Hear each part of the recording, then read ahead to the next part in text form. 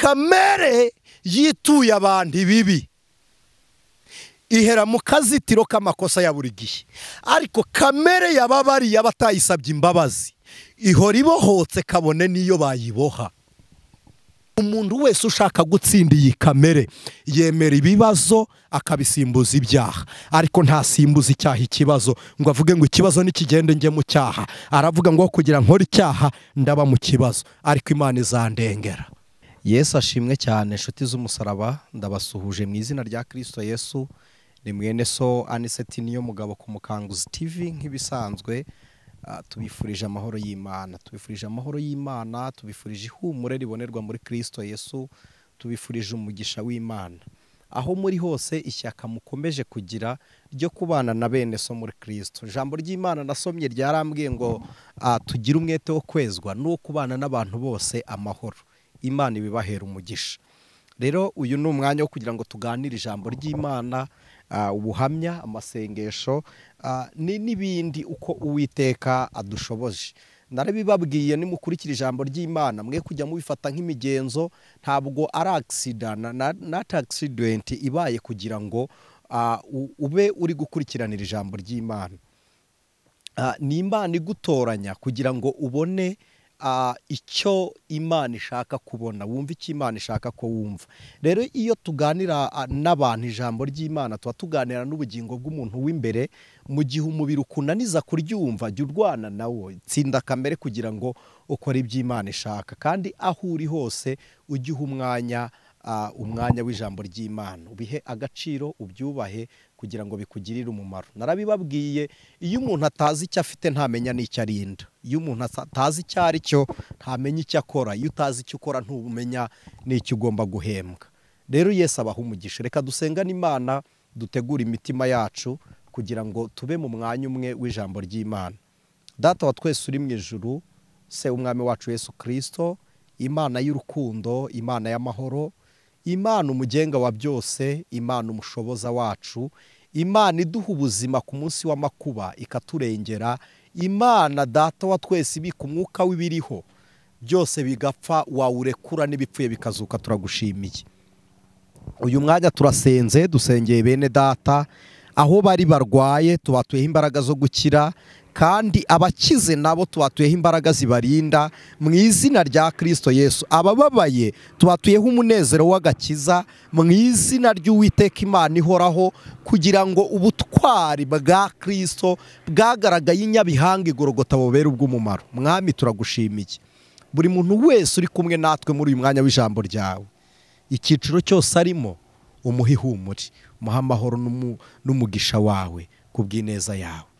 Bana natwe kugira ngo iri jambo ryawe ryungure umubiri, ubwenge n'ubugingo, kugira ngo umunsi wo kuza kwawe uzasange turi maso. Tubisenze twizeye tugushima ku bwa Kristo Yesu. Amen. Imana ibaha umugisha. Dushimiye mwebwe mukomeje gukora share kugira ngo musangize abantu ubutumwa bwiza. Narabibabwiye ntitubibashimira kubwo kunguka views, no, ntabwo ariyo ntego yacu.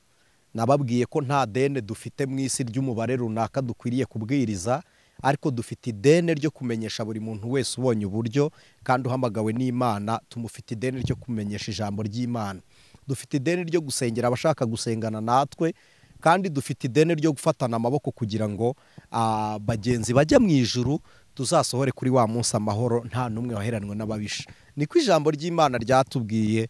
Ryaravuze ngo uko wa munsi wegereje mujye murushaho guteranira hamwe. Nta rindi teraniro rero dufite kubw'impamvu z'ibihe dusohoyemo. Dufite iri teraniro rya none kugira ngo tubane nawe mu rugo rwawe, tubane nawe mu nzu yawe, mu cyumba, muri office, mu nzira, aho uri kose, kugira ngo tuganire nawe ijambo ry'Imana. Ba Paulo bari bafite uburyo bwo kwandika, bagatuma inzandiko zigashyika, ariko natwe dutumye iyi nkuru kuri YouTube kugira ngo tuganire n'ubugingo bw'abizera, duhumurizanye imitima kandi dufatane mu maboko. Imana ibaha umugisha. Reka turirimbane iyi ndirimbo, hanyuma dufatikanye tuganire ijambo ry'Imana, dusenge. Ni indirimbo ya 46 mu gitabo cy'indirimbo zo gushimisha Imana, ivuga ngo njye imbere Mana isumba byose. unjya imbere Mana isumba byose, ngenda umunyantege nke, muri iyi si kandi umwimukira, ntagufite ntageraye. Unjya imbere mbere ingabo inkingira, Yesu mbere ingabo inkingira. Mwamuntu tubirize w'isoko y'amazi y'ubugingo, unyoboza umuriro n'igicu mu nzira injyana mu ijuru. Mbere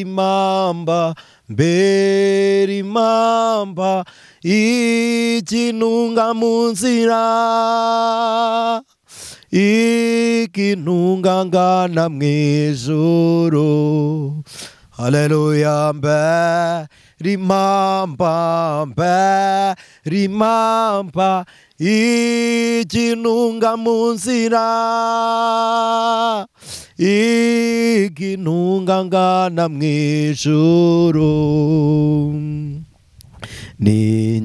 Ningera ku nkombe yarwo ruzi, uzame gutinyuka, y'amazi maremare y'urupfu, nyambuka ngera mu ijuru.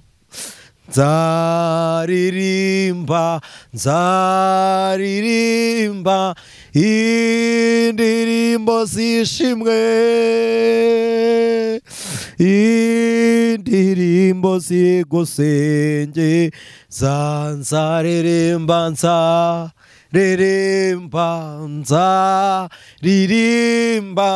indirimbo zishimwe, indirimbo zigusingeza. Imana ishimwe. Tuzabana nawe mwami Mana, tuzabana nawe mwami Mana, mu birori byiza wateguye. Tuzabana nawe mwami Mana, tuzabana nawe mwami Mana, tuzabana nawe mwami Mana, mu birori byiza wateguye.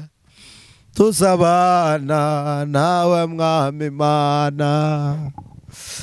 Umuririmbyi aravuze ngo unjya imbere Mana isumba byose, kuko ndi umunyantege nkeya.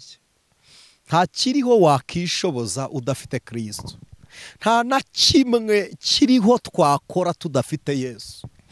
Mureke mbabwire aka kantu gatoya, hanyuma dusome igitabo cy'Abakorinto, niyo mateka tukiriho. Ariko mureke mbabwira, kubaho, umuririmbyi yarabivuze, yaravuze ngo kubaho ni Kristo no gupfa ni Yesu ku mukristo. Yaravuze ngo kubaho ni Kristo no gupfa ni inyungu ku mukristo wese w'ukuri. Reka mbabwire, Yobu yavuze ijambo rikomeye asubiza umugore amubwiye ngo tukimana. Yobu yaramubwiye ngo navuye mu nda ya mama ntacyo nambaye, nzasubira no mu nda y'isi ari nk'uko bimeze.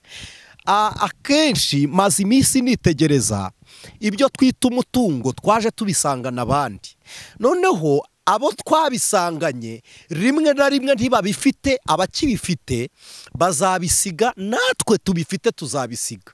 Icyo nshaka kuvuga ni iki, nta na kimwe twakishoboza tudafite Kristo Yesu. Imana ishimwe. Imana ishimwe ko yaduhaye Yesu umushoboza wacu. Kandi nasomye ijambo rimbwira ngo ubwo yageragejwe ngo abasha no kurengera abageragezwa bose. Reka mbabwire, Yesu akujya imbere akubera impamba. Imana igufata ukuboko mu busore bwawe, mu bukobwa bwawe, kuba uri umumama, kuba uri umupapa. Imana igufata ukuboko kuko hirya y'iminsi urimo none ntabwo uzi ibizahaba. iminsi igira icyo ihatse, ntabwo tuzi ikihatse. Umuntu agira ibihe bitatu, agira ahashize, akagira aho ari, akagira n'aho ajya. Ahashize, ahariho n'ahazaza. Twebwe tuzi iby'ahashize, n'ahariho turi kubibona ndetse biragoranye, ariko ahazaza ntabwo tuzi icyo hahatse. Rero Uwiteka kujya imbere akubera impamvu.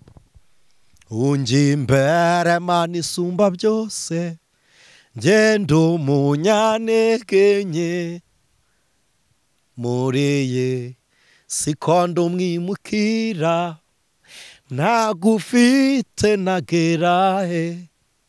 Unjya imbere, unjya imbere, mbere ngabinkingira, Yesu mbere ngabinkingira. Umubiri waguhindutse, Imana ikujya imbere. Uri mu gihe cy'amarira, Imana ikujya imbere. Mu gihe cy'ibigaragaza, Imana ikujya imbere. No mu gihe cy'ibyishimo, Imana ikujya imbere. Impamvu nsaba ngo Imana itujya imbere, izaho itujyana, izaho n'aho ituvanye, niyo ifite imbaraga zadushoboza gutsinda ibihe turimo. Reka mbabwire, iyi Imana ikuri imbere urayizera, urayimenya, uhishurirwa kumenya Imana. Ariko iyo ikoze urugendo rutari mu Imana, urayirukana. Abenshi muri mwe, abatega amabisi, abagenda muri basi, reka mbabaze, nta n'umwe muri mwe uragera imbere ya shoferi ugiye kugutwara ngo umubaze niba imodokari ifite feri. Ntabwo uramubaza ngo feri zawe zirakora. Ariko Imana kubera kutayizera, iyo tugiye mu byayo tubanza kuyibaza uko bizagenda. Shoferi nyamara we turamwizera ko nagira aho tuviramo ari ukandagire tukavamo. Indege muzijyamo ziri mu kirere, mwizeye abahanga bazihanitse. Ariko Imana yakuremye turayizera. Urizera kujya mu ndege ugashyika iyo ugiye. Ariko kuba muri Kristo ngo wizere kuzagera ku byo ushaka mu Mana, kuzagera ku masezerano yawe mu Mana biragoranye. Ariko Imana iturengere, Imana itujya imbere. Muririmbyi arakomeje aravuze ngo ningera ku nkombe ya rwa ruzi uzampe gutinyuka. Hari abahanyuze neza bagiye batsinda urupfu, dufite intwari zo kwizera. Hari wabahamya b'urupfu rwa Yesu, nibo barungurutse mu mva. Yesu ubwo yamaraga kuzuka mu mva, hanyuma yagiye mu ijuru. Tuzanezerwa cyane mu ijuru, tuzaririmbana n'abera, tuzambikwe kuza muri urwa rukundo, n'amarira azaba mu ijuru. Imana ibahe umugisha. Turi ku ijambo ry'Abakorinto. Mu gice cya mbere cy'iki kiganiro twabonye ko Abakorinto, igisobanuro cya Korinto kiva ku ijambo ry'ikigiriki bita korinteyanize, bisobanuye ngo n'ukwangirika bitewe no gusambana. Ariko aba bangiritse mu mitekerereze yabo babigendereye. Mu gice cya mbere cy'iki kiganiro twasomye igice cya 5 mu rwandiko rwa mbere Pawulo yandikiye Abakorinto. Nababwiye Korinto wari umudugudu w'ubucuruzi. Korinto wari umudugudu ufite ibyambu bibiri biwugeraho biwukoraho. Abavaga muri Espanye, mu Butaliyani, abavaga hehe bageraga muri Korinto. Kandi Korinto ubwaho wari umujyi mwiza wagiraga amadini, insengero 12. Insengero 12 za Korinto twabonye ahabaga ibigirwamana. Twabonye bya Scorpius, tubona ibigirwamana byinshi, ni byinshi muri 12 ko ntitwabisomye byose. N'uyu mwanya nitugiye kubisoma. Twari twavuze mu kiganiro cyabanjirije iki ngiki, twari twavuze ngo turareba uburyo umuntu atsinda kamere y'ubumuntu, ariho ibyaha bigenda byizingira ku bantu kugira ngo twice umuco, ingeso, ubwandu bw'ibyaha by'Abakorinto biri kwizingiraho none. Kuko muri Korinto harimo ubutinganyi, nimureba isi ya none buramamaye. Ubutinganyi narabibabwiye ubwashize, busohora mu gategeko ka 6 k'Abayiluminati. Ariko mu kego ka gatandatu, urwego rwa gatandatu cyangwa se degree ya gatandatu, icyo bise muri 33 degree Church of the Satan. Muri izo 33 aka gatandatu baravuga ngo to reduce people. Kureducinga ni ukugabanya abaturage, kubagabanya babagabanya bigenze bite? Ntabwo abatinganye aba homosexuality mu gihe cyo guhura kwabo ntibazigera babyara. Kandi nababwiye impamvu ya Satani yo kwanga urubyaro mu isi nuko iyo Imana ibuze intwari mu bariho izishakira mu bataravuka. Muzakurikirane abantu benshi bavutse Imana yarabavuzeho nibo bakoze agaca kandi basoza neza. Samusoni yashoje neza, mutagira ngo Samusoni yararimbutse, yaricujije. Kandi ikosa rya Samusoni si ugutereta Delila, no, ikosa rya Samusoni ni ukwivanga. Nimusanga amakosa yari muri Korinto kwirema ibice, abantu bakivanga nabo badahuje kwizera byarimo. Kimwe mu bintu byatumye abantu bo kwa Kirowa basanga Pawulo muri Efeso, ari nabo batumye yandikira abakorinto, bamusanze muri Efeso baramubwira ngo abiwacu biciyemo ibice.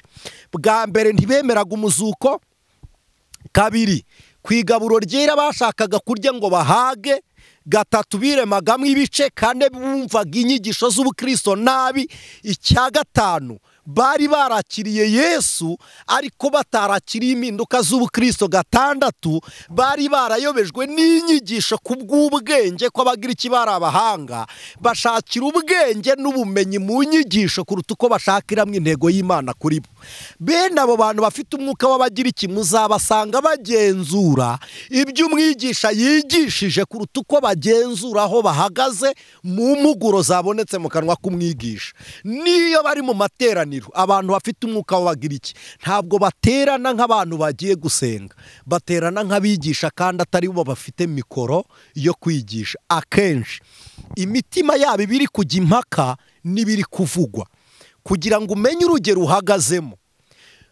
Umuntu wese urobanura abigisha, ibi mbibabwiye nka mwene so muri Kristo, umuntu utabeshyera Imana nta cukubiri n'ibyanditswe. Urugero rwe urwo ari rwo rwose yasoma Bibiliya akababwira ngo nahongereje, yayisoma ntayisobanure, ukwiriye kumutegera amatwi ukamwumva mu icyo Imana ishaka kuvugana nawe. Kimwe mu bintu bizabereka ko umwuka w'abagira iki wamamaye nuko abantu bakunda kuraguza umwanya wo kumva ijambo ry'Imana, mugakunda abababwira ngo Imana iravuze. Ni ukuri si bibi pe, ntabwo ari bibi, ariko kuvugisha umuhanuzi nka radiyo ntabwo ari byo. Ubwashize ku Mukanguzi TV twakoze ikiganiro tubwira abantu ngo abarushywa no kwishyura ngo musengerwe muzatubwire tujye tubasengera ku buntu, kuko twe nta kiguzi cy'amasengesho. Umunsi wo kuwa gatatu niwo munsi twakira ibyifuzo, niwo munsi dusengana n'abantu, niwo munsi dusengera abantu. Dufite ibyifuzo byinshi, ntabwo tubisengera kuwa gatatu gusa, buri uko tubirebye turabisengera. Twumva telefoni z'abantu, twifatikanya n'abantu kwiriza ubusa tugasenga, ariko hari abaguhamagara ngo ndashaka kumva icyo Imana imvugaho. Ariko Mana yera, umwuka wo kuraguza wari uw'abagira iki muri Korinto. Kwibi bigirwamana izi nsengero 12 bari bafitemo ibigirwamana n'ababiragurira, abantu bakajyayo bazi ngo ibyo bari bukore Imana irahita ivugana nabo. Muzasanga no kubandwa no guterekera ariko bigenda, kuko nta wajyaga ku mupfumu ngo ave yatavuze Imana itamubwiye. Imana y'umupfumu bazi ko n'Imana yacu ari kwikora, ntabwo Imana ikora nka radiyo ngo igihe uyifunguriye iravuga. Oya. Kandi mureke mbabwire, aho kugira ngo mutunge byinshi Imana yavuze ko izabagirira, mwakora byinshi Imana yavuze ko mugomba gukora. Ibi ndabisubiramo, aho kugira ngo ubeho ushaka ngo Imana ikuvugeho, wabaho ukora iby'Imana ishaka kugomba gukora. Kuko iyo Imana yavuze ugakora iby'Imana ishaka, isohoza n'ibirenze ibyo yavuganye nawe. Imana ibahumugisha. Rero nshuti z'umusaraba, Abakorinto twabonye ko ikintu cya mbere cyari kibabereye urubwa ari ubusambanyi bwabo. Pawulo abandikira yarababwiye ngo inkuru yanyu yaramamaye, aravuga ngo mutekereze n'umuntu kwenda mukasi. dufite imiryango iri gusa. Nigeze nagira ikibazo cy'umukobwa bajya bavuga ngo naba female since iyo minsi, ariko nuko nyine n'umukobwa wabyaye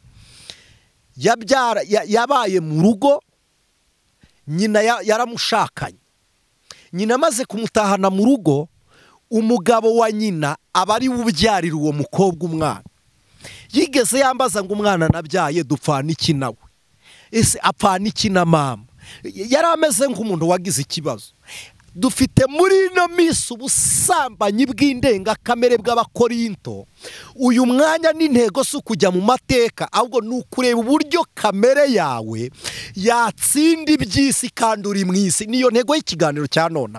Ni gute kamere y'umuntu yatsinda ibirwanya umuntu kandi umuntu ari byo ari kurwaniramo? Niyo ntego. Ntabwo ari ukugira ngo tujye in deep y'amateka y'abakorinto. Tuzayagarukamo kuko niyo twayavuga ibiganiro bitanu ntibyabisoza. Ndagira ngo tuganire. Umwuka w'Imana agufasha ubwenge bwawe abugeze ku ntego yaho Imana ishaka ko bugera. Umwuka w'Imana agufasha umubiri wawe awuha Imana ku rwego Imana iwucura. Haleluya. Umuririmbyi yararirimbye aravuga ngo Mana umvugutire kandi uncure inkamba zose zimvemo. Aya magambo yo ku rurimi rwawe yanduye Imana igucure. Imirimo y'umubiri Imana igucure. Ubwibone n'ibyirato by'umubiri Imana igucure ikuvugutire. Pawulo aravuga ngo namwe ngo murasetswa nabyo ngo aho kurizwa nabyo. Uzi ko wicara mu ntego y'abapfapfa akanezezwa no kukubwira umubare w'abagore asambanya? Uzi ko abapfapfa banejejwe no kuvuga umubare w'abagabo babakunda? Uyu munsi aho kugira ngo unezezwe no kukundwa n'Imana, uri kunezezwa n'umubare w'abagabo b'abapfapfa baguhindukirira utambutse. Reka nkubwire, kimwe mu bintu biteye isoni ni ukuba umuntu urangaje abantu, aho kugira ngo wigirweho ukaba umuntu utera abandi uburangare. Ariko kandi nibyo abantu bari kwirata. Pawulo yaravuze ngo ibyo byari bikwiriye kubariza. Niba ari ikintu Satani yanyanyagije mu isi, ni igikundiro kiva kuri Satani. Ubwashize twababwiye mu byiciro bitatu by'inkundo, tubabwira urukundo rumwe ruturuka kuri Satani ariko rutera abantu ibi byaha byose. Urukundo rwitwa erosi, umuntu akunda ibiteye isoni, ukumva ukeneye maraya, ukumva urayikunze wayibona hariya kandi iyo nta rukundo ikugirira, ukumva ukunze inzoga, uri bumwe ugasinda, ukagera ku rwego dogiteri cyangwa profeseri. Umenya kubara amagambo abantu bavuze, ariko ntumenye kubara umubare w'amacupa y'inzoga akwandagaza mu bantu. Satani yaradutwaye. Mu kiganiro cya mbere twarebye uburyo ubwenge bw'isi bwafashe icyo twari cyo. Ibyo twagenewe turi kubigura ku isoko kandi ari ibyacu. Ku rwego ubonye naho ugura ubumuntu wabugura kandi uri umuntu. Ku rwego ubonye aho ugura amahoro wayagura kandi twarayaremewe. Ibyo ni umwuka w'abakorinto waje uratwica. Korinto ni muri Giriki ya none, ni Greki, ni mu Bagiriki. Siyanse dufite ni iyabo, ubuhanga dufite ni ubwabo, ubumenyamuntu ni ubwabo. Ibyo byose ni iby'abakorinto. Ariko dukwiriye gufata ubwenge buturuka ku Mana kugira ngo tubushunguze ubw'abakorinto niturangiza tuba abantu batunganye mu maso y'Imana. Korinto rero hariyo kondisiyo nyinshi bitewe n'imyitwarire yabo. Reka ngaruke kuri aka kantu nkavugeho.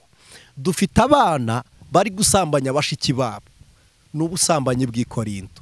Dufite abantu abagabo bari gufata abana babo ku ngufu, n'ubusambanyi bw'Ikorinto. Dufite abagore baryamana n'abana babo, ubwo n'ubusambanyi bwo muri Korinto. Hari uwigeze yambwira ngo umuhungu we yamuteye inda. Arambwira ngo mbigenze gute? Aho kugira ngo muhunge Imana mwayihungiraho. Icyo wakoze ntikigutere guhunga Imana. Imana irakicaye ku ntebe y'imbabazi. Ariko ni gute twarwanya uwo mwuka? Bwa mbere kugira ngo umuntu atsinde ibyaha nuko abanza kwirwanya akinesha. Kwirwanya ni gute? Aho kwirwanya harimo ijambo inaringe. Inaringe n'uwo uriwe mbere y'uko uba Imana ishaka kuba we. Ndabisubiramo. inarinjye n'uwuriwe mbere y'uko uba uw'Imana ishaka kuba. Kandi intego y'Imana mu kurema umuntu ni ukukurema mu ishusho Imana ishaka kugomba kuba urimo.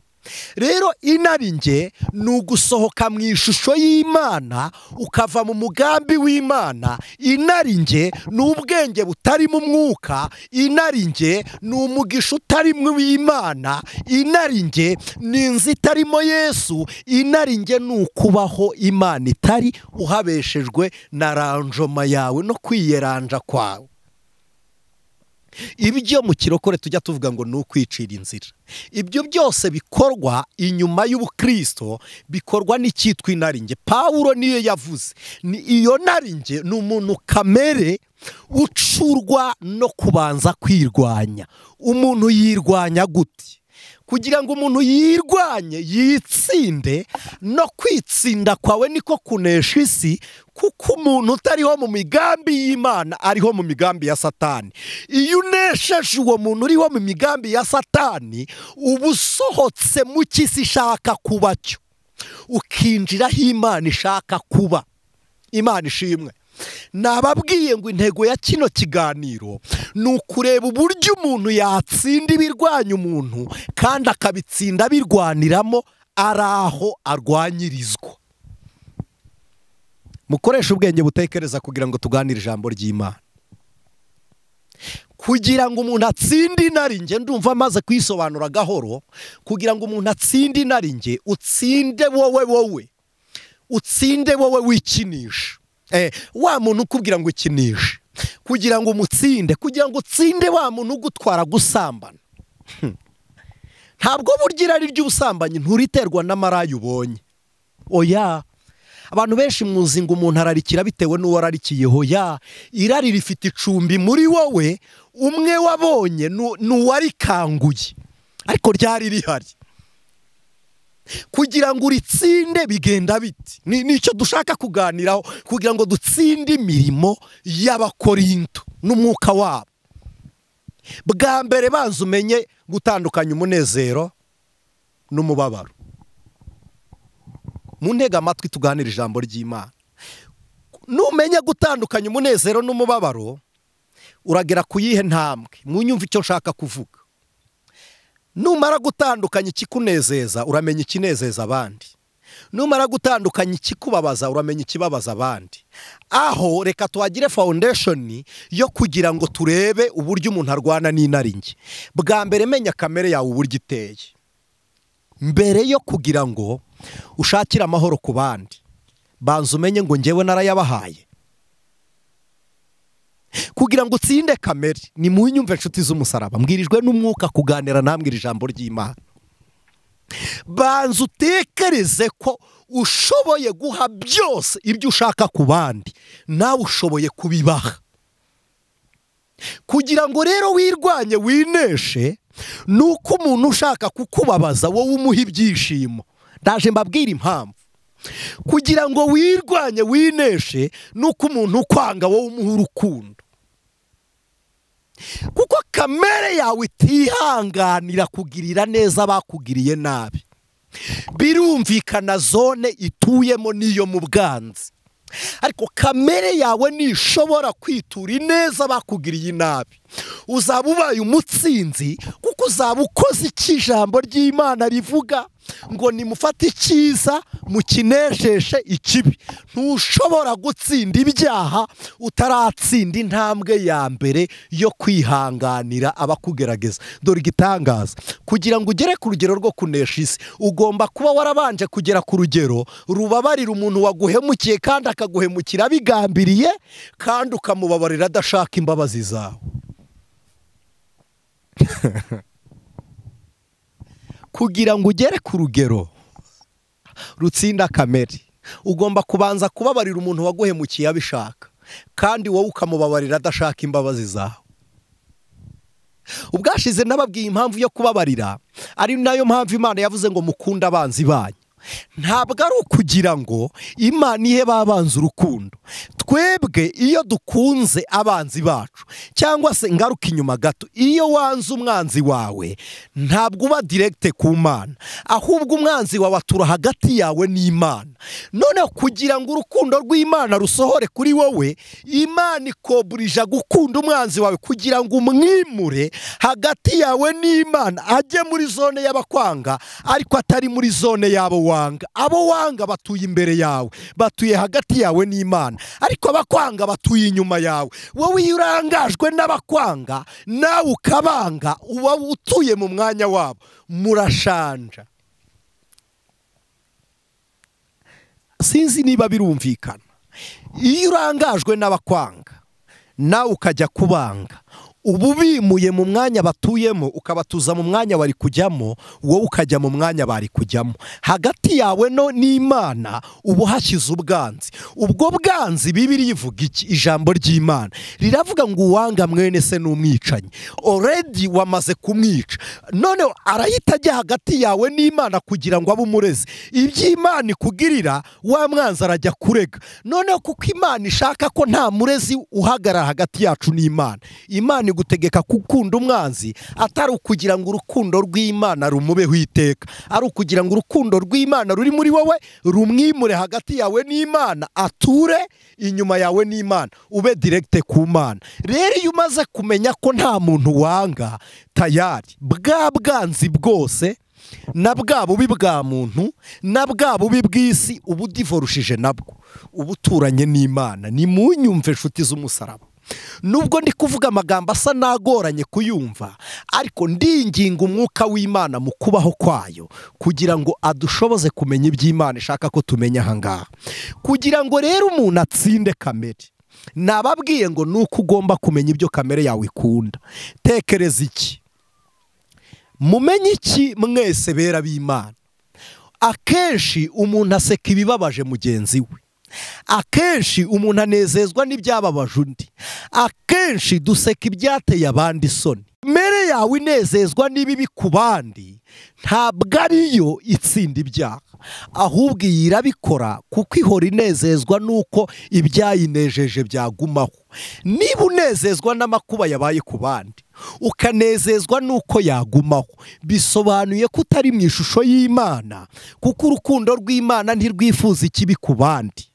No, muri kamere y'urukundo rw'Imana ntabwo rwifuza ikibi ku bandi, ahubwo rubabazwa n'amakuba abaye ku bandi. Urukundo rw'Imana rwishimana n'abishimye, rubabarana n'abababaye. Iyo umaze kumenya ko ibikunezeza bibabaza abandi, wishimira kunezezwa n'ibyabanejeje, kabone niyo byaba bikubabaje. Ni munyumve mbabwire ku bwa Kristo waduhamagaye, niba mu kababaro kawe harimo umunezero wabeje, uzaba ugeze ikirenge mu cya Kristo, kuko haleluya, ngo ntiyigeze yita ku isoni z'umusaraba kubw'ibyishimo byari bimushyizwe imbere. Ibyo byari bimushyizwe imbere ni umunezero wacu wari uri guturuka mu mubabaro we.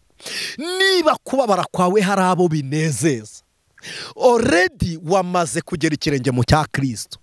Niba noneho kunezezwa kwawe bibabaza abandi, wamaze gufata umunezero wawe, wabaye inkota yo kwica bene so.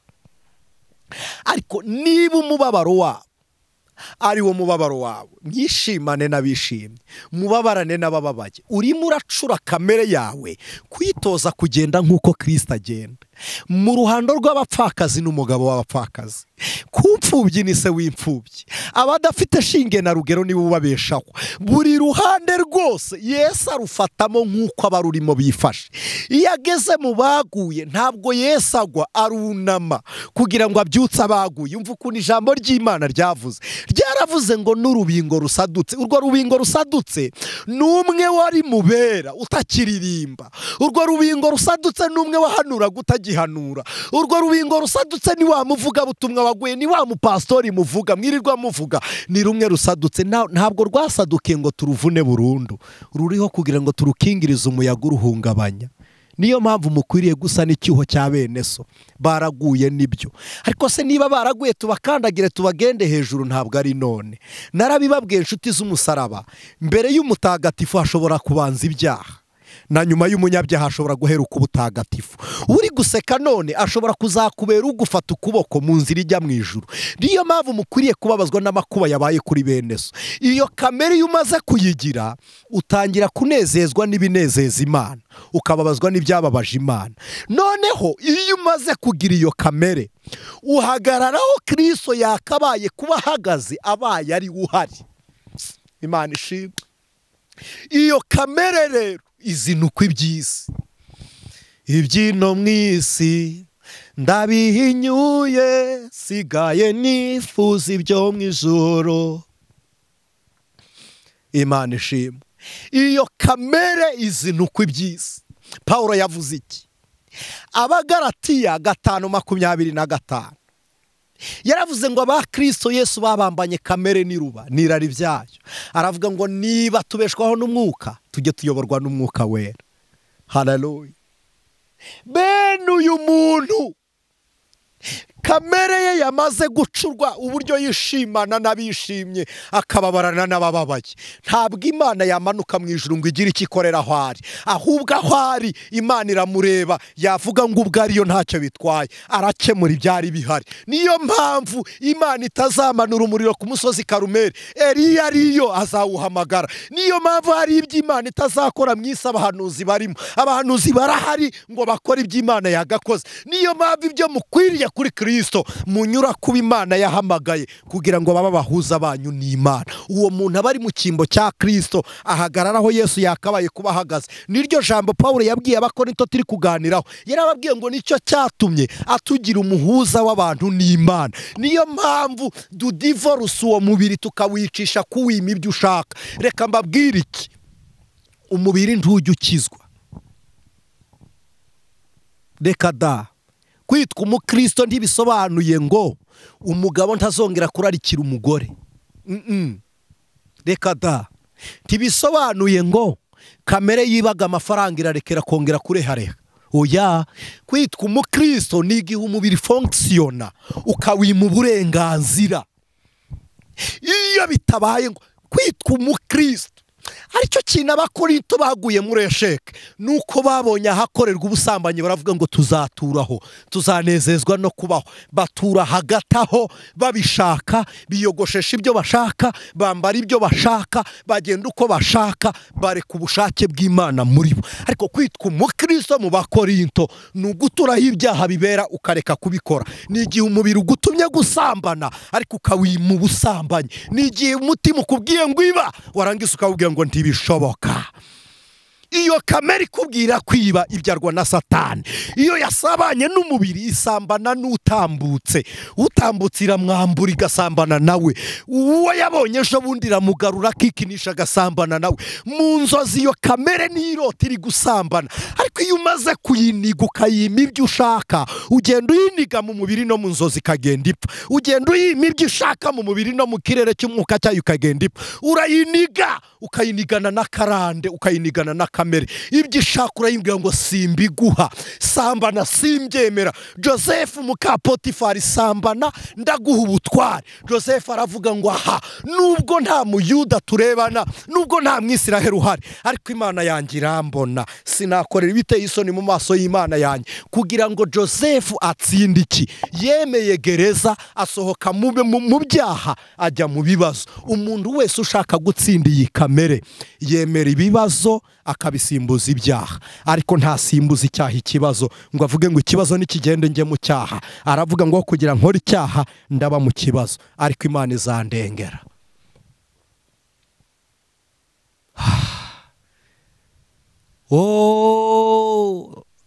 Imana ishimwe.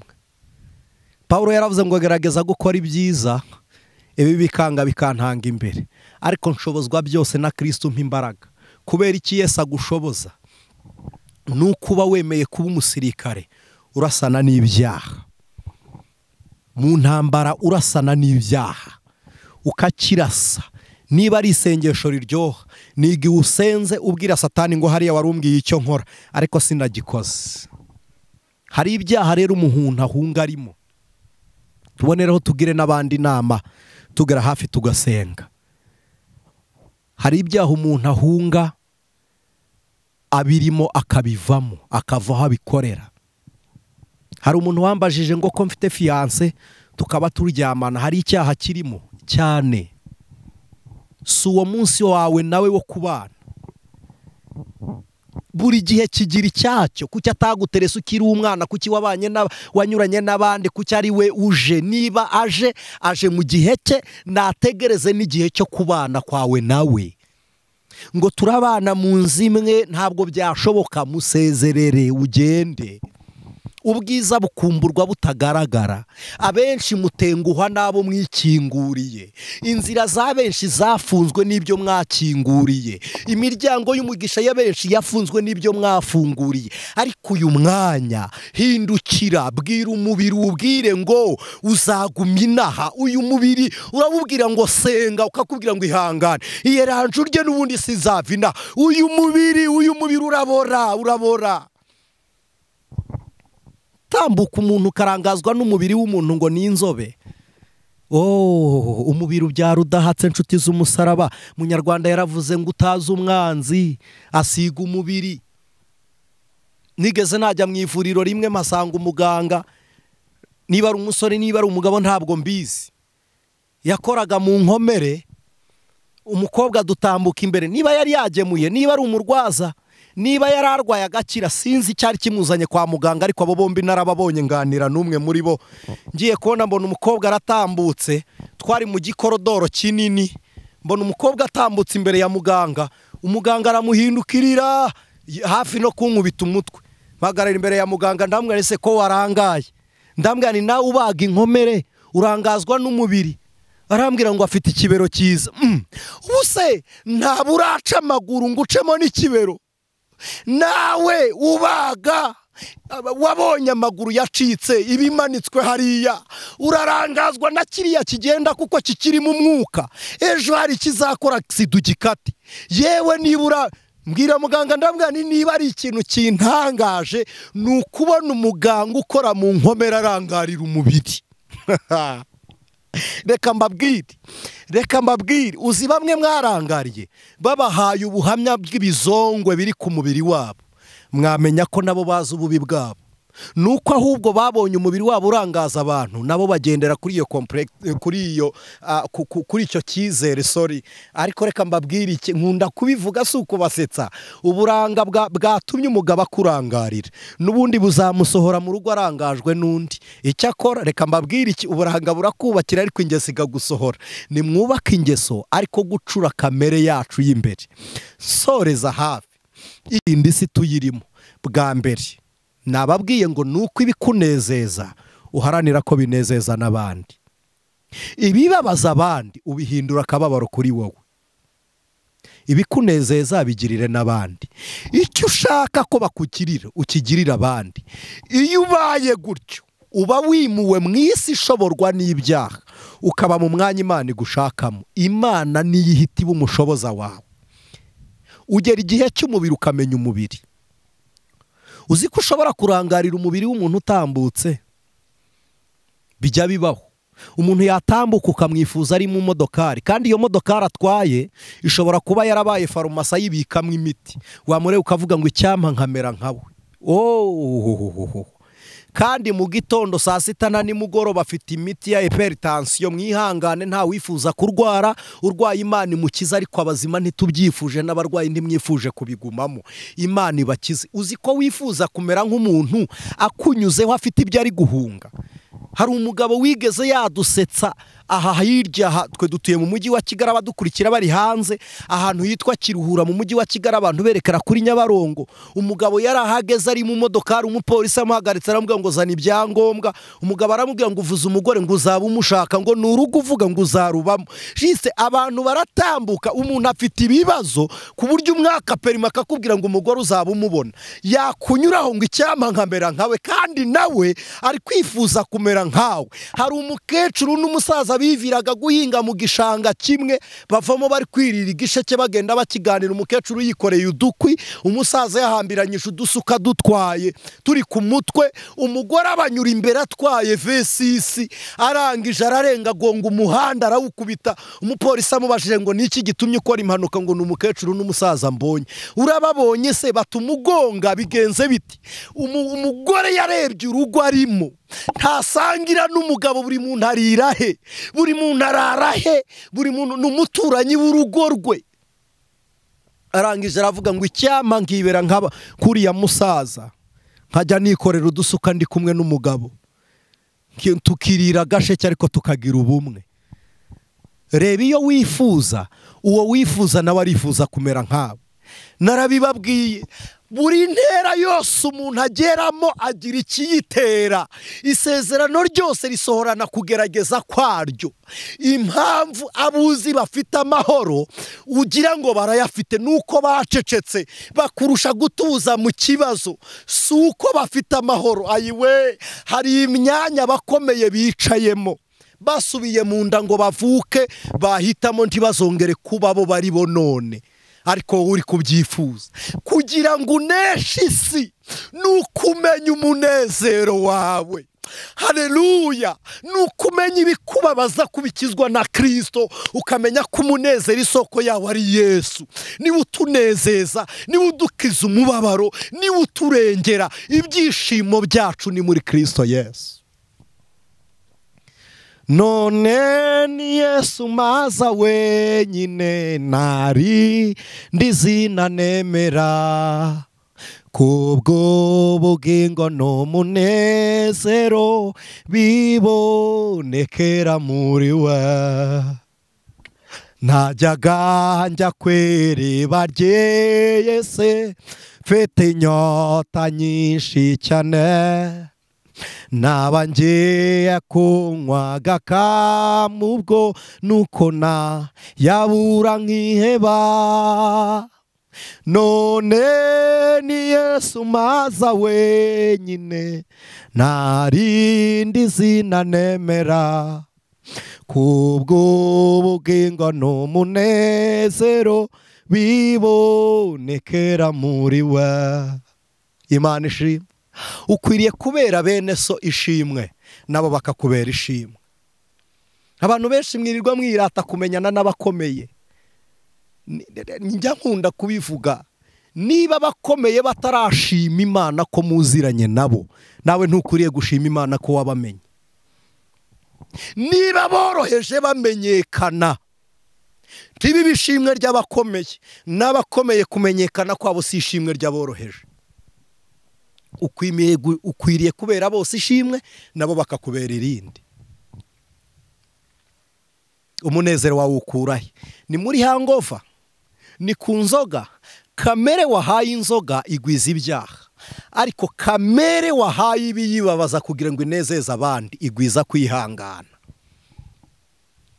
Kamere yituye abantu ibibi ihera mu kazitiro k'amakosa ya buri gihe, ariko kamere yababariye abatayisabye imbabazi ihora ibohotse kabone niyo bayiboha. Nimukunde kubohoka, mwibohoye mutabohowe n'abandi. Hari abo muzasaba imbabazi ntibazibahe, ntabwo ari bo bababarira. No, imbabazi zitangwa na Kristo, ariko tuzisaba abantu ngo tubohoke impamvu z'urugomo twabagiriye, tubohoke urugomo badukoreye. Bera b'Imana bakanguzi, nimukanguke mumenye ibyo Kristo yaduhereye ubuntu, n'impano y'agakiza. Agakiza narabibabwiye, ntabwo dukizwa ntitwakijijwe ibyaha, twakijijwe n'urupfu rwari twarapfuye rutewe n'akarande yo muri Adamu. None ako gakiza kadutera imbaraga zinesha ibyaha. Nimutsinde, na Kristo yaranesheje. Imana ibaha umugisha, Imana ibaha umugisha. Kugira ngo kamere yawe itsinde umubiri, ni ukumenya iby'umubiri.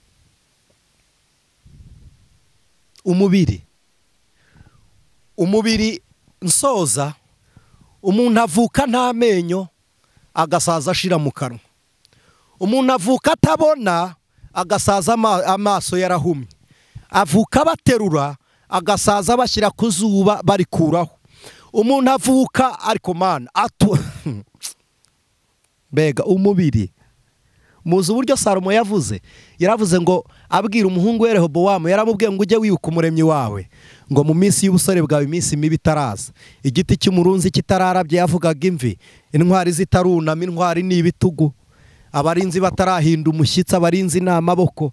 Aravuga ngo ijwi ry'ingasire ritararorera ritaraceceka, ngo n'abasyi batararorera gusya. Ijwi ry'ingasire ni mu misaya, abasyi n'amenyo, abarungurukira mu madirishya batarahuma. Hari igihe umuntu ageramo urwabya rukamenekera ku iriba, ukagira imifuka y'umuceri ariko utemerewe kuwurya, wagura isukari muganga ngo yiveho, wagenda mu modokari ngo kwicara buri gihe ntibikunde. Namwe muzarebe umubiri, namwe nimutekereze isi tugezemo ifite indwara zitwa ngo ni indwara z'iterambere.